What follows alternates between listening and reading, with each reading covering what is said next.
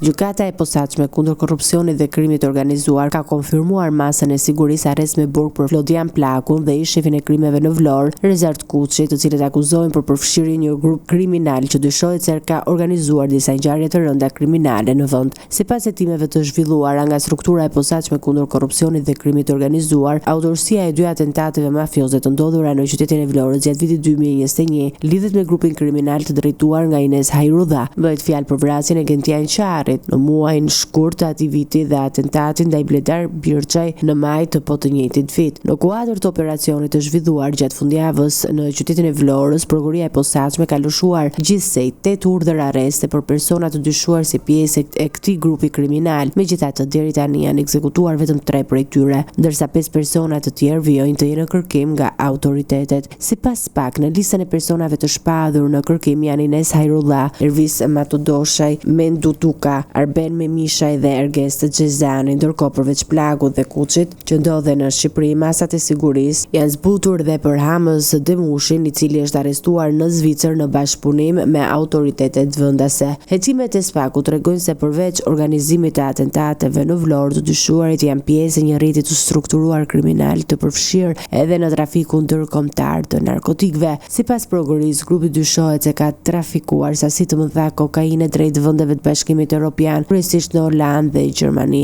Autoritetet shqiptare kanë bërë të ditur se hetimet për këtë grup kriminal vijojnë, ndërsa po punohet për lokalizimin dhe arrestimin e personave të tjerë të shpahur në kërkim.